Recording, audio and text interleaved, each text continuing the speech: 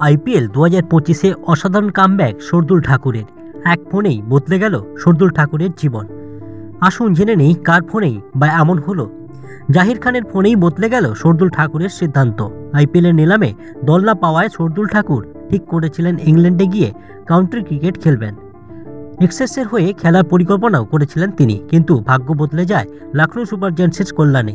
দলে পেসার মহসিন খান চোট পাওয়ায় লখনৌ দ্রুত বিকল্প খুঁজছিল, আর তখনই তাদের নজরে আসে শার্দুল ঠাকুর। কিন্তু এই সুযোগ পাওয়ার পেছনে সবচেয়ে বড় ভূমিকা নিয়েছিলেন লখনৌয়ের মেন্টর, ভারতের কিংবদন্তি পেসার জাহির খান। শার্দুল নিজে জানিয়েছেন নিলামে কোনো দল না নেওয়ায় স্বাভাবিকভাবেই হতাশ ছিলেন, তবে পরে কিছু দল যোগাযোগ করেছিল। লখনৌ প্রথম যোগাযোগ করায় আমি রাজি হয়ে যাই।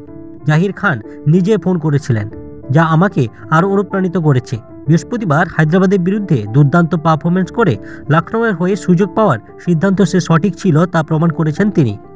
2024-25 রঞ্জি ট্রফিতে ব্যাট ও বল হাতে দুর্দান্ত ফর্মে ছিলেন শার্দুল।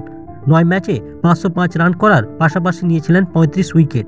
তবুও 2023 সালের পর থেকে ভারতীয় দলে সুযোগ পাননি তিনি, তাই আইপিএলকে আবারও জাতীয় দলে ফেরার মঞ্চে হিসাবে দেখছেন এই পেসার।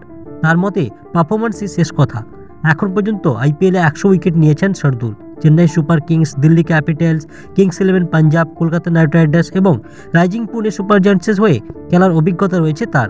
এবার লখনৌয়ের জার্সিতে নতুন চ্যালেঞ্জের মুখোমুখি এই পেসার। এরকম ক্রিকেটে নিত্য নতুন খবর পেতে আমাদের চ্যানেলটিকে লাইক, শেয়ার ও সাবস্ক্রাইব করে আমাদের পাশে থাকুন।